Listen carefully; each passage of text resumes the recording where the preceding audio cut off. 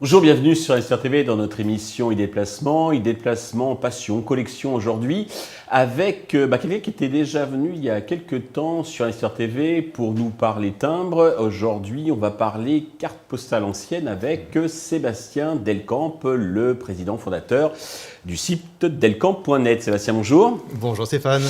Alors, pour ceux qui n'ont pas vu votre premier passage, peut-être nous rappeler ce qu'est delcamp.net ? Ah oui, Delcamp.net, en fait, c'est le rendez-vous des collectionneurs au niveau international. On a 1 million de collectionneurs qui utilisent Delcamp.net depuis 22 ans maintenant. Et on est actif dans tous les pays du monde. On s'occupe beaucoup de timbres, cartes postales, monnaie et tout ce qui est autre objet de collection. Et là, aujourd'hui, on va parler de cartes postales. D'accord. Alors, parlons directement de cartes postales. Quel est l'intérêt d'investir dans les cartes postales anciennes ? Alors, il faut savoir d'abord que c'est un intérêt passion.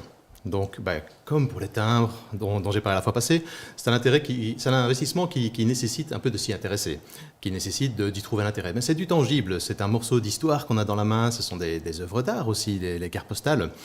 Et l'intérêt aussi, c'est qu'il y a un vrai marché qui existe. Il y a un marché à la fois de personnes qui s'intéressent à l'histoire, qui s'intéressent à leur histoire locale parfois quand on parle de cartes postales de petits villages, de petites régions, ou qui s'intéressent à l'art aussi. Donc il y a un vrai marché qui existe dans la carte postale. Ok. Alors, on est sur Investir TV, on peut être des passionnés, mais aussi on est des investisseurs. Quel rendement peut-on en attendre de ces cartes postales ?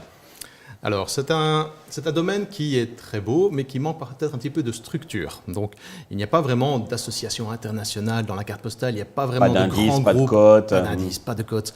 Donc, on est beaucoup dans un marché où le feeling compte. Donc, nous, on voit ce qui se passe sur le site Delcamp, on voit ce qui se passe dans les ventes aux enchères, on voit tout ce marché, on voit les choses qui montent, on voit les choses qui descendent.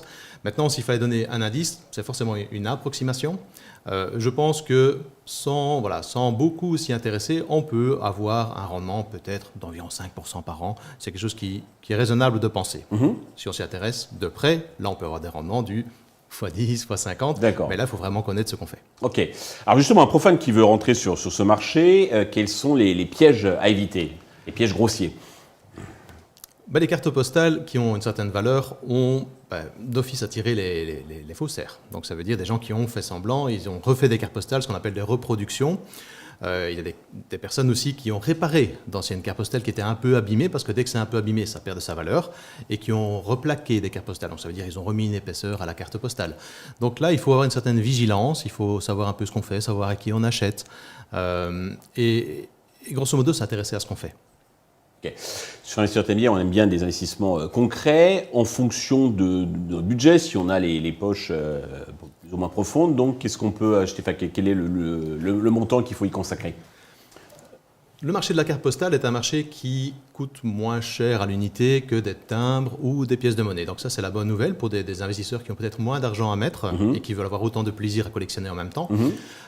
On peut trouver des cartes postales très rares pour à peine quelques centaines d'euros. Ça, c'est la bonne nouvelle. Maintenant, au niveau de ce qu'on achète, si on achète quelque chose de très pointu, un petit village, on sait que ça va intéresser peu de monde parce qu'il y a peu de monde qui s'intéresse à ce village. Maintenant, on peut s'intéresser à des marchés émergents. Aujourd'hui, on a la Chine, l'Inde, qui sont des marchés qui se réveillent et qui ont envie de racheter leur patrimoine.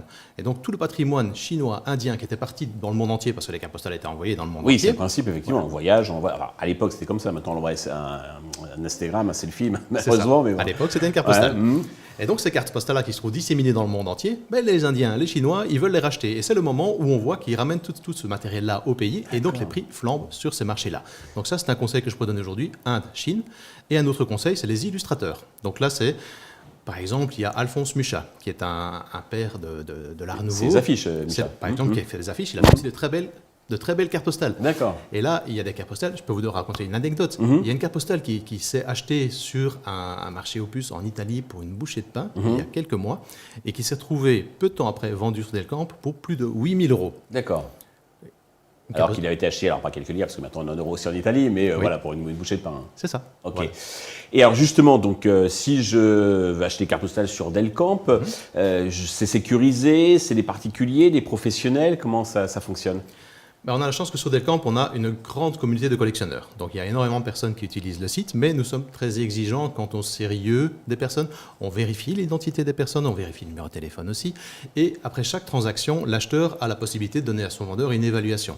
Donc il peut dire s'il a été ou pas satisfait de sa transaction avec le vendeur. Et ça permet aux autres acheteurs de savoir si, oui ou non, eux aussi, ils auront une bonne expérience avec ce vendeur. Et aujourd'hui, on a de la chance, on a un très très bon résultat sur Delcamp de 99,98% de satisfaction. Ah oui, tout le monde est impeccable sur la communauté. Donc, une très belle note. Oui. Sébastien, merci. Vous reviendrez prochainement pour nous parler des monnaies et puis des billets de banque. C'est bien ça? Une autre de nos passions, oui. Merci. Merci à tous de nous avoir suivis. Rendez-vous bientôt sur Investir TV avec de nouvelles idées de placement.